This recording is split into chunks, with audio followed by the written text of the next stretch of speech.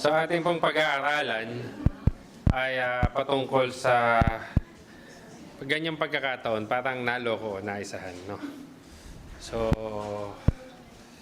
pero bago po tayo mag-start, tayo po muna ay panandaliang pumikit at manalangin at humingi ng pagpapala at paggabay ng Panginoon sa pag-aaral ng Kanyang banal na salita. Tayo manalangin. O dakilang Diyos, sa maraming mapangyayahan sa lahat, kami nagpupuri, nagpapasalamat sa inyong kadakilaan. Salamat po, Panginoon, sa oras na ito. Nagbigay niyo po ang pribilehiyo, Panginoon, na makapagturo, Panginoon, ng inyong banal na salita. Dalangin namin, Panginoon, na kayo po ay sumama sa amin, kayo ang magturo sa amin, gamitin mo lamang po akong tagapagsalita mo. Nawa, Panginoon, sa mga salita mo na aming pag-aaralan, mababasahin, kayo nawa magpaliwanag, Panginoon, sa bawat isa sa amin. Magkaroon kami ng kaunawaan, kaintindihan sa mga salita mo, na kung saan, Panginoon, makita namin, Panginoon, ang inyong kabanalan, ang inyong mga plano at inyong mga command sa amin. Na kung saan, Panginoon, ito'y maging katutunan namin bilang isang mananampalataya sa inyo, Panginoon. Kayo nawa, Panginoon, ang maitaas sa aming kalagitnaan. Patawarin kami, Panginoon, sa aming mga pagkukulang, kasalanan. At linisin, Panginoon, ang aming mga puso ng mga salita mo, Panginoon, ay maging sisidlan nito, Panginoon. Nang ito, Panginoon, ay aming maipamuhay at mailakad.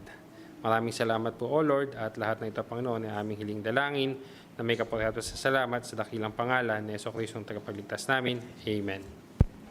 Amen po, ano. So, kanina natanong ko kung sino na yung, yun nga, naisahan sa atin, naloko, o bakit nga po ba? Kasi nga po, itong pag-aaralan natin is isang patungkol sa yung bang hindi nila inaasahan, no? Sila pala ay naisahan na ng kalaban, no? So, sa atin, kumbaga, ito'y dapat natin laging malaman, no, kung bakit tayo naisahan. So, ito po ay, kaya po ang team po natin dito is not asking God counsel causes faulty human covenant and consequences on God's people, no. Minsan, nangyayari na kaya pala dumadating tayo sa ganung pagkakataon, meron tayong mga nakakalimutang bagay, no? So, buksan po niyo yung aklat niyo sa Joshua chapter 9 or yung mga Bible po natin sa Joshua chapter 9 at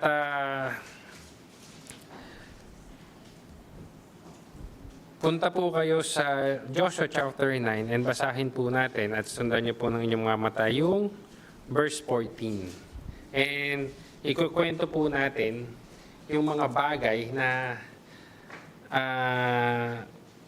bakit nga po ba nangyayari sa atin yung naisahan tayo paminsan-minsan, no? Malaman natin na ang mga Israelites pinili na ng Diyos, no? Pero naisahan pa sila, no? Sabi po kasi diyan si Joshua chapter 9 verse 14, and the men took of their victuals and asked not counsel at the mount of the Lord, no? So, sabi po diyan, hindi sila humingi ng counsel sa salita or sa Panginoon, no? Hindi sila humingi ng Panginoon, ano bang gagawin namin, no? Sa atin po ba, no? Bilang, kasi dito makikita po natin ang mga Israelites ay napili na ng Panginoon, di ba? Sila pinili ng Panginoon. At kumbaga, they are the chosen nation, ang gabay ng Panginoon laging nasa kanila. At alam na nila dapat kung ano yung gagawin nila. Ano laging dapat, tuwing may gagawin sila, ano ba dapat ang una nilang titingnan? Humingi ng counsel sa Panginoon. Tayo, di ba, bilang mananampalataya, no? Bilang mananampalataya, ano ba bang ginagawa natin sa mga pagdidesisyon natin? Di ba? Tayo ay bilang mananampalataya, ay tinuturuan na pag-pray natin, no? Kagaya nun, makikita natin, kunwari, sila Pastor Jake, pupunta sa Australia. They are praying for it. Ngayon, narinig natin yung patotoo nila, testimony ni Brother Andre last week. No? And that's what we're asking sa Panginoon. Pero dito, makikita po natin na sabi sa verse 14, ay sabi dyan, and the man took their virtuals. No? Tinanggap nila yung mga binigay nitong mga tao at tinanggap nila ito nang hindi humihingi ng gabay ng Panginoon. No? Ano ba yung nangyari dito? So, hayaan nating maipaliwanag at maikwento ano nga bang nangyari sa Joshua chapter 9. Okay? Babaybayan po natin. No? Verse 1, lahat po naman may Bible, especially may bisita. No? So, verse 1, sabi diyan, and it came to pass when all the king which were in the side Jordan, in the hill, and in the valley, and in all the coast of the great sea over against Lebanon, and Hittite, and the Amorite, and the Canaanites, and the Perizzite, and the Hivites, and Jebusite heard thereof, that they gathered themselves together to fight with Joshua and with Israel in one accord. Nakita nila na, yun sabi diyan, di ba?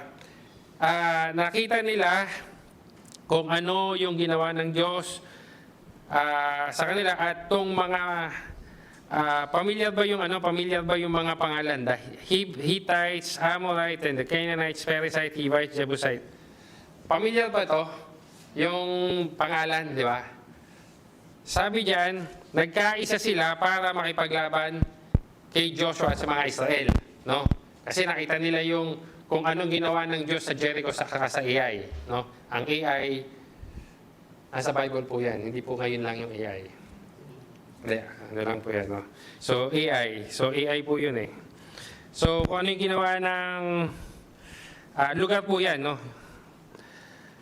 And when the inhabitant of Gibeon heard that Joshua had done unto Jericho and Ai, they did work willingly and went and made as if they had been ambassador, no? Yung term na they did work willingly, ibig sabihin, sabi diyan is resorted to trickery. Ibig sabihin, yung iti-trick nila, yung mga lulukohin nila. So nag-isip sila ng paraan. Kasi itong mga Gibeon, nung narinig nga nila na, even though na malakas sila, nakita nila kung ano yung ginawa ng Diyos sa Jericho sa Ai. No? Actually, ano bang term talaga doon sa AI? AI? AI lang talaga. A. No? So, AI. No? At sabi nila, sinubukan nilang gumawa ng paraan para linlangin, no? Ang mga Israelites, no? Anong paraan ang ginawa nila, no? And they took old sacks upon their asses and wine bottles old and rent and bound up, and old shoes and cloth upon their feet, and old garments upon them, and all the bread of their provision was dried and moldy. And they went to Joshua unto the camp Gilgal, and said unto him and to the men of Israel, we came from a far country, now therefore make ye a league with us. No? Sabi diyan, ganun yung ginawa nilang paraan, no? Ginawa nilang paraan, nagkunwari silang taga-malayong lugar. No? Taga-malayong lugar. Nagkunwari sila, trinik nila ang mga Israel, sabi nila, kami ay mula sa malayong lugar. At anong ginawa nilang paraan? Ginawa nilang kaawa-awa yung sarili nila. Yung mga pagkain na parang inaamag na kasi kunwari matagal na silang naglalakbay, no? So kaya sabi diyan, kinausap nila si Joshua, kami mga taga-malayong lugar, makipagtipan po kayo sa amin, makisama po kayo sa amin, no? Sabi diyan, and the men of Israel said unto the Hivites, peradventure ye dwell among us, and how shall we make a league with you? And they said unto Joshua, we are thy servant. kami ay inyong mga lingkod. Kung sakali man makikipag-adventures kami sa inyo, anong gagawin namin sa inyo? No? So sabi diyan, and Joshua said unto them, who are ye? And from hence come ye? No? Saan kayo galing? And they said unto him, from a very far country thy servant are come, because of the name of the Lord thy God, for we have heard the fame of him, and all that he did in Egypt, and all that he did to the two king of the Amorites, and were beyond Jordan, to Shihon, king of Heshbon, and to Og, king of Bashan, which was at Ashtaroth. Wherefore our elders and all inhabitants of our country spake unto us, saying, take victuals with you for the journey, and go to meet them, and say unto them, we are your servant, therefore make us ye a league unto us. No? So, sabi niya, malayo kaming lugar, narinig namin yung ginawa ng inyong Diyos sa Egyptian, sa King of Og. No? So, parang sa kanila, makisama po kayo sa amin, kumbaga, at kami ay inyong gawing lingkod. No? At ang sabi po, kumbaga, yung ambassador kanina sinabi diyan, parang, di ba para sa atin ngayon, ambassador, tagapagsalita. Yung elders po namin, sabi, pumunta po kami sa inyo, magdala po kami ng alay para sa inyo. At ito pong alay na ito, tanggapin ninyo para bilang paikipagtipan sa amin. No? And, sabi diyan, verse 12, this our bread we took hot for our provision out of our houses on the day we came forth to go unto you. But now, behold, it is dry, and it is moldy. So sabi niya, inaamag na po, tuyong-tuyo na. So, ginawa nilang tuyo at amagin para makita na totoong magaling sila sa malayong lugar. Di ba? In-explain pa nila. And this bottle of wine, which are filled were new, and behold, they are rent. Luma na po. No? Sabi na, luma na. And these are garments and our shoes, and become old by reason of very long journey. So, pag nakita mo nga naman, parang totoo. Tama? So, yun yung binigay nilang dahilan sa mga taga-Israelites. No? At dahil dito, yun nga, verse 14, yung binasa po natin. And the man took their victuals. So, tinanggap nila yung alay nitong mga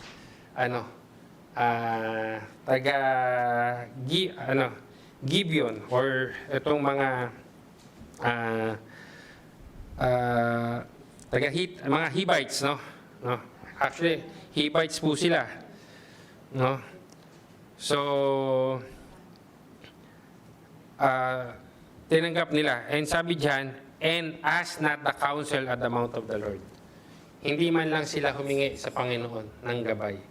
Basta tinanggap nila nang walang anuman. Pero alam natin, from the time of Moses, ni Joshua, actually, ito si Joshua na pa, time of Moses, si Moses nag-inquire sa Panginoon, sa lahat, no? So dito hindi sila nag-inquire. And sa atin, minsan ganyan yung nangyayari sa atin. Kaya tinanong natin, meron na po bang naloko dito? Sabi ni Brother Robert, yes po. Brother Andre, yes po. Sino pa po may naloko dito? Minsan kasi we are forgot to ask God's counsel. No? Minsan naman, hinahayaan. Kaya minsan, yung mga bagay na yun, dahil dapat tatanungin natin sa Panginoon. Okay? And sabi diyan, verse 15, and Joshua made peace with them, and made a league with them, to let them live, and the princes and the congregation swear unto them. So, yung mga elders nila, yung mga prince nila, ay nakipagkasundo sa kanila, no? At nakikaroon ng peace. Ibig sabihin, hindi nila gagalawin, makikipagtulungan sila dito, no? So, and it came to pass, verse 16, at the end of 3 days after they have made league with them, that they heard that they were their neighbors, and there dwell among them. Nalaman nila na, taga doon lang pala sa ibang lugar yan, kumbaga kabilang Ibayo. Kunwari, dyan lang pala sila sa Ajman, no? Or Umalcoin, no? Sabi niya, pero kailangan nating malaman, ano tong mga lugar na to? Mamaya alamin natin, ano nga ba yung lugar na to? Kasi may sinabi ang Panginoon sa kanila about these people, no? Okay. At ang ginawa nila, sabi diyan, verse 17, and the children of Israel journeyed and came unto their city, and on the third day, now their city were Gibeon, and Cheperah, and Bero, and Kirjath Jearim. And the children of Israel smote them not, because the princes of the congregation had sworn unto them by the Lord God of Israel, and all the congregation murmured against the princesses. So, nakita nila yung mga tao na nagpunta sa kanila, nandoon sa lugar ng Gibeon, yung mga Hivites, no? Na, nandun lang sila, taga rito lang pala sila. So ngayon, nagalit ang mga Israelites. Kumbaga, parang ganito yan. Di ba, kunwari dito, ang mga elder, kami nila Brother Andre, sila pastor. Tapos itong mga batang ito, sila Andre, sila Ethan, naglakad, pumunta dun. Tingnan nga natin kasi kapitbahay lang natin sila eh. Intindihan nyo? Nagpunta sila dun. Tapos nakita nila,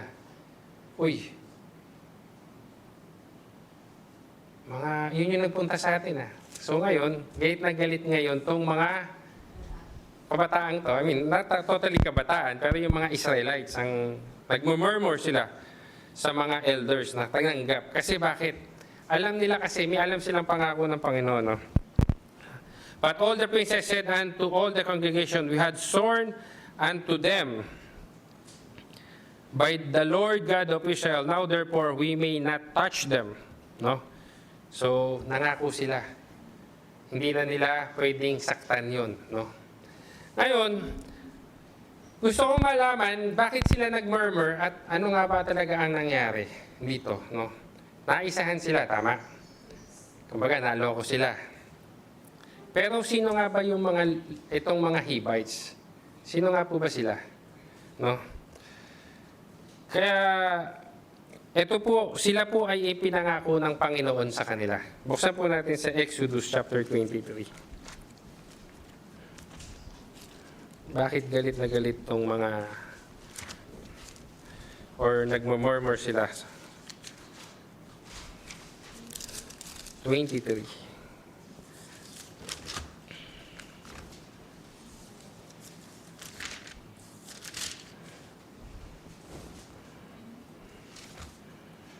Exodus 23:32.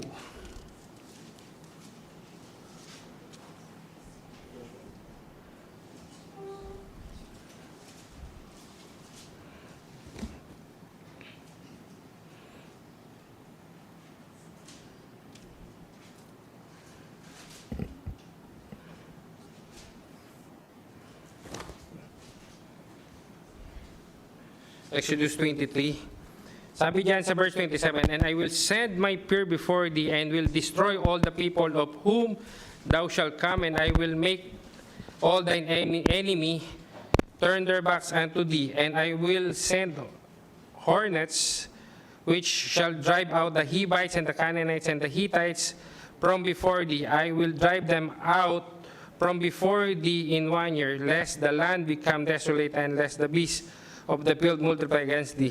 By little I will drive them out from thee until thou be increased and inherit the land. No?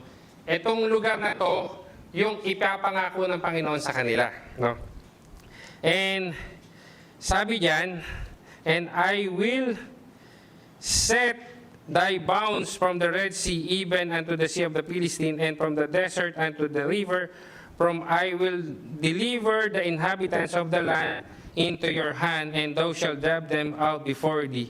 Thou shalt make no covenant with them, nor with their God, they shall not dwell in thy land, lest they make thee sin against thee. For if thou shalt their gods, it will surely be a snare unto thee. No? Ito po yung mga Hittites, mga Canaanites, and mga Hivites. No? Diba sabi diyan sa verse 28, no? Which shall drive out the Hivites and Canaanites and the Hittites before thee. So ito yung pinangako ng Panginoon sa kanila. At sabi sa kanila, huwag makikipag-covenant, makikisama sa kanila. Amen? Tama po? Pero anong ginawa nila dito? Nakisama po sila. Tama? So sometimes, it happen na kung hindi tayo humihingi ng counsel sa Panginoon, nagkakasala tayo. Tama? Opo. Actually, kailangan natin pag-aralan to para may apply natin sa buhay natin. Na may mga bagay pala na nangyayari sa buhay natin dahil din sa pagkakamali natin. Amen? Kaya nito, hindi sila nag-inquire. Sabi din sa Exodus chapter 34,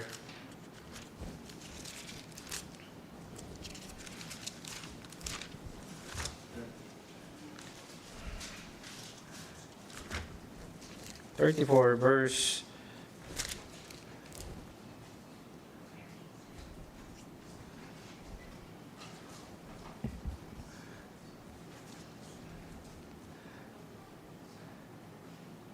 12, no?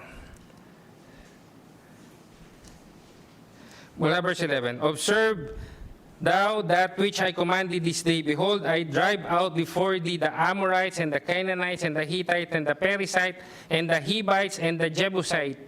Take heed thyself, lest thou make a covenant with the inhabitant of the land, whether thou goest, lest it be for a snare in the midst of thee.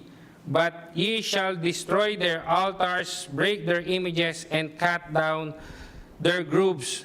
For thou shalt worship no other God, for the Lord whose name is jealous, is a jealous God, lest thou make a covenant with them, with the inhabitants of the land, and they go a-roaring after their gods, and do sacrifice unto their gods, and one call thee, and thou eat his sacrifice, and thou take their daughters unto thy son, and their daughters go to roaring after their gods, and make thy sons go roaring after their gods.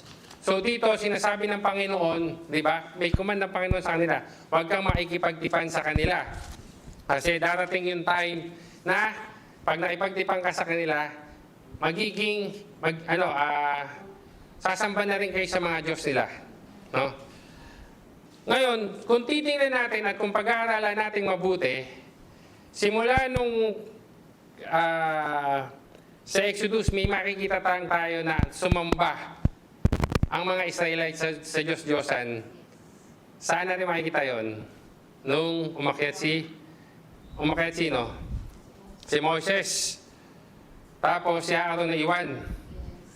Tapos sabi ng mga Israelites, bigyan mo kami ng Diyos, inuwanan na tayo ni Moses. Kasi hindi nila makita si Moses eh. No?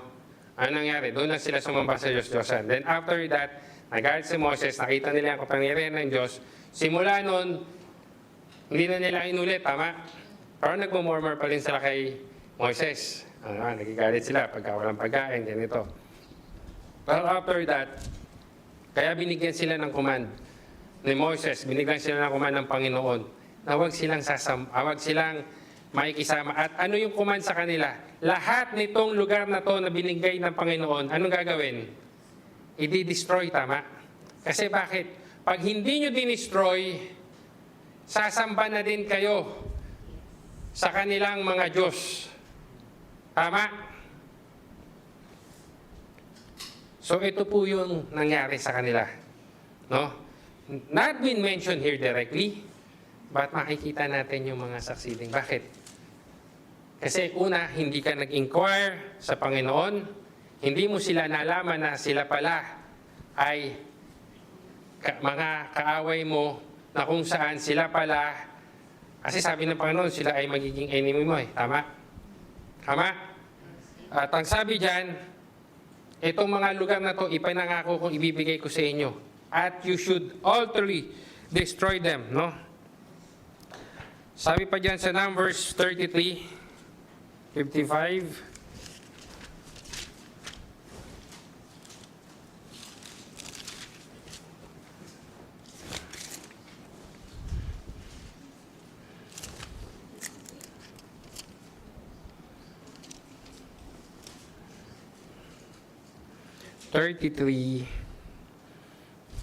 verse 55.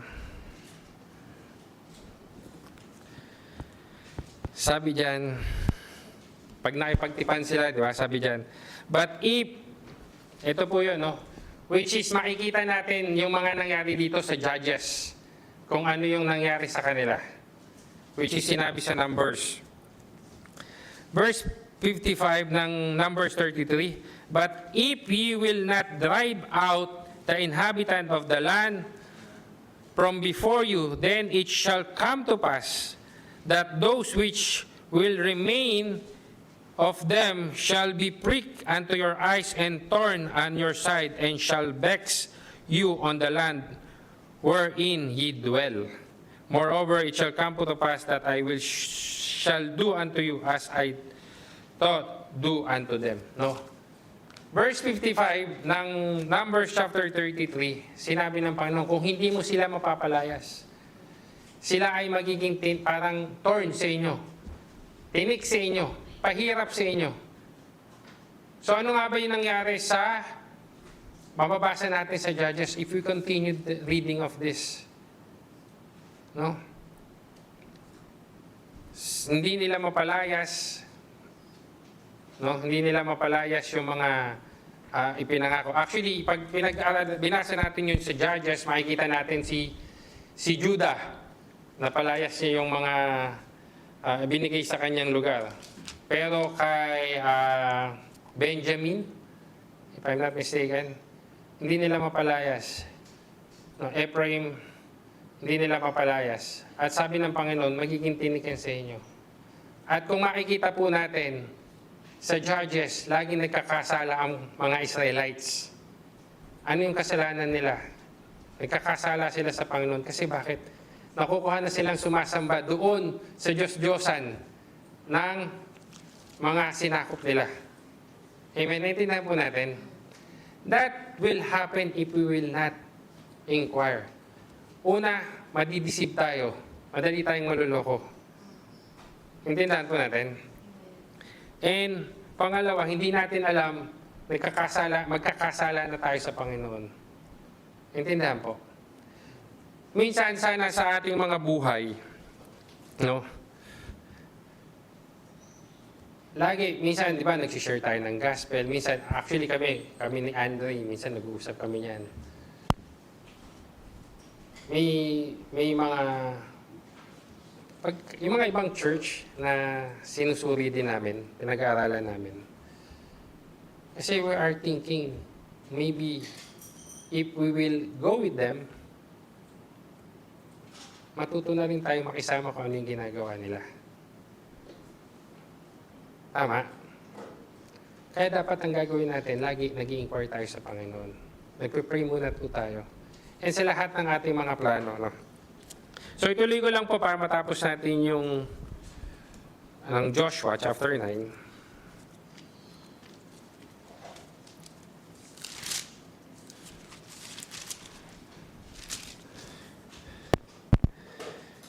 Sabi, anong ginawa ng Panginoon, ng nila Joshua sa mga taga-Gibeonites, no? Verse 20. This will do I to... Verse 19 muna po. But all the princes said unto the congregation, we have sworn unto them by the Lord God of Israel. Now therefore, we may not touch them. This we will do unto them. We will even let them live, lest wrath be upon us, because of the oath that we swear upon them. And the princess said unto them, Let them live, but let them be hewer of the woods and drawer of water unto all the congregation, as the princess had promised them. No?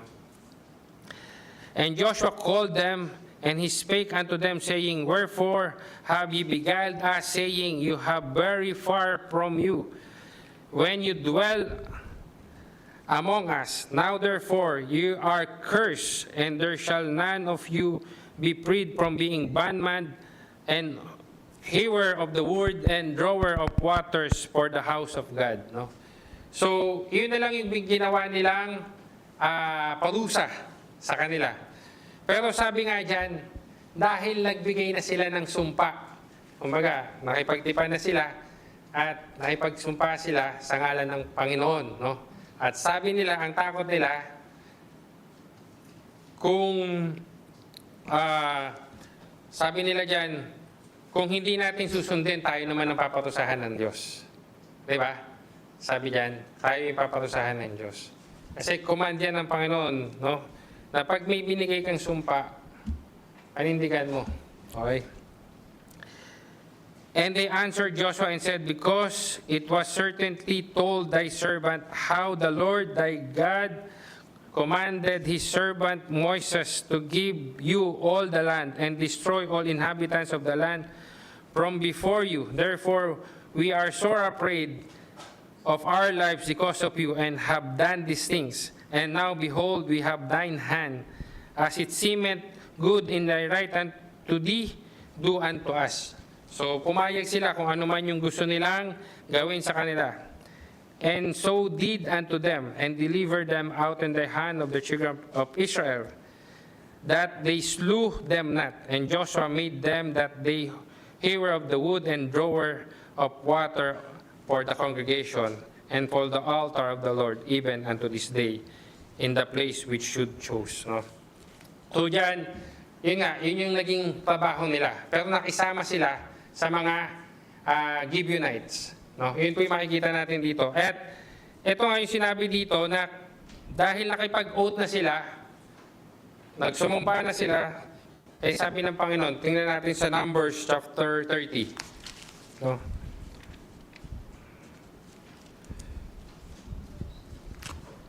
Chapter 30.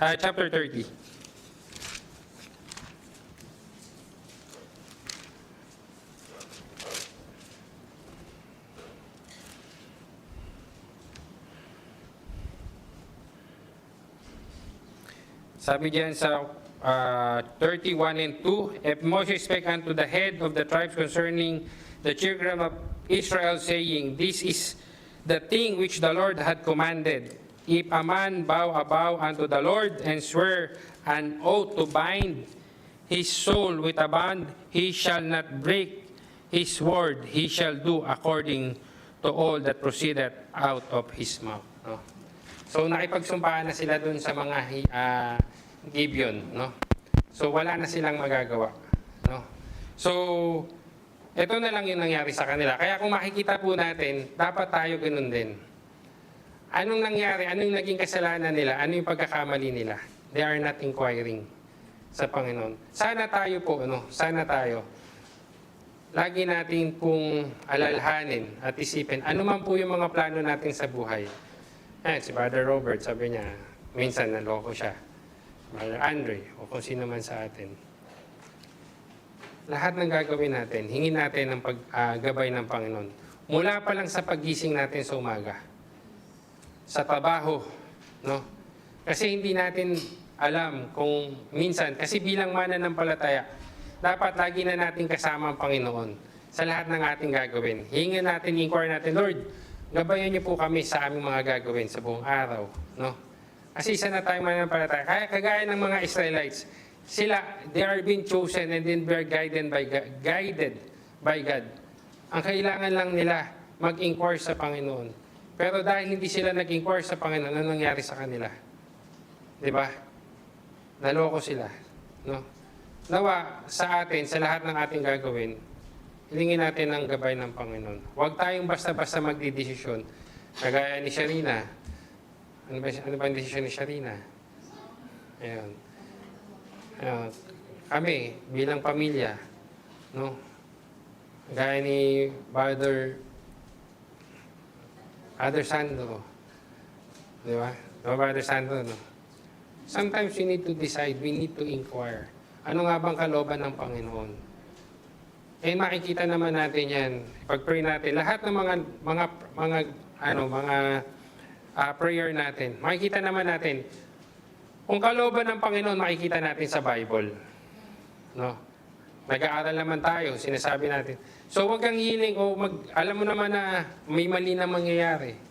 Kagaya nila, sila naloko. Dahil hindi man nila alam na taga doon lang pala. Pero they are not inquire with the Lord. Kasi makikita naman natin marami tayong makikita sa Bible, especially dito, kinakausap ng Panginoon sila, di ba? Sumasagot ang Panginoon sa kanila eh. No? So, tayo man, ang sagot ng Panginoon, hindi na minsan sasagot yan sa atin ng kagaya sa kanila. Okay? Minsan sasagot yan dun mismo sa salita ng Panginoon, sa elders of the church, sa iyong pastor. Actually, gawin ko yan pag may mga plano po ako. Magpe-pray muna ako sa Panginoon. Panginoon, i-lead mo ako, gamitin mo pong gabay ko yung elder namin sa church, our pastor, or sino man po magagabay sa akin. And what they answered, that I will follow. Sana ganun po yung gawin natin. Amen?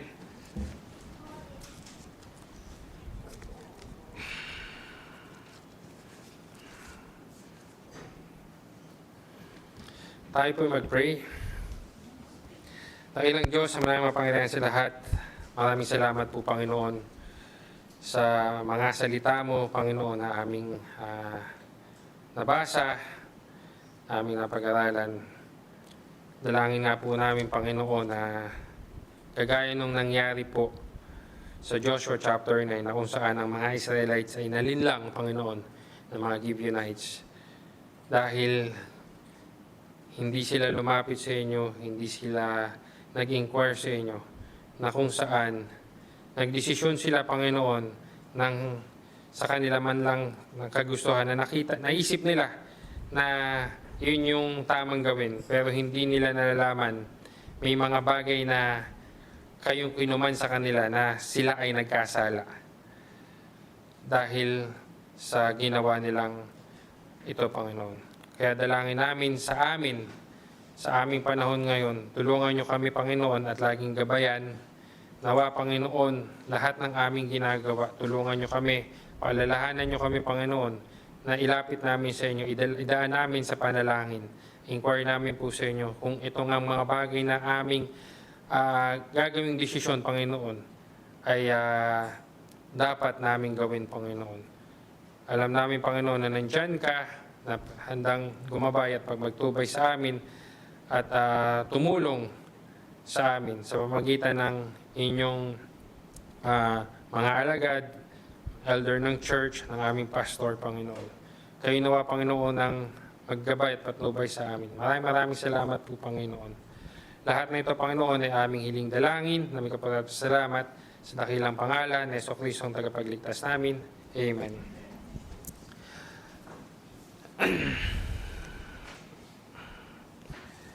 The Lord bless thee and keep thee. The Lord make his face shine upon thee and be gracious unto thee. And the Lord lift up his countenance upon thee and give thee peace. Amen.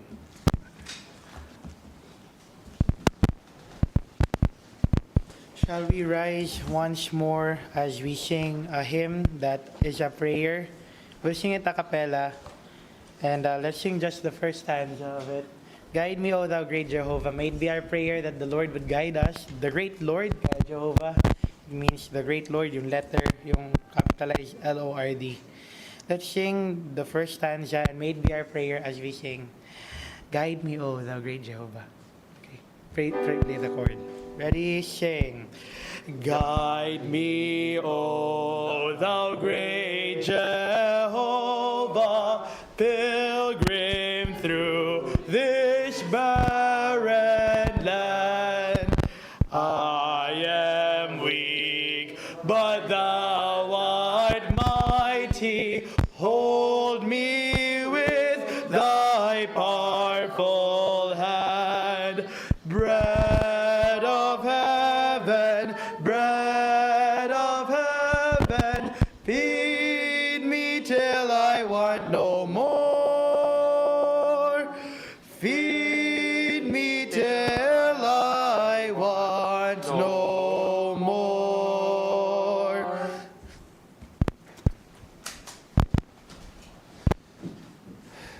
manalangin. O dakilang Diyos, sa maraming mapangalanan sa lahat, maraming salamat, Panginoon, sa natapos na aming worship service.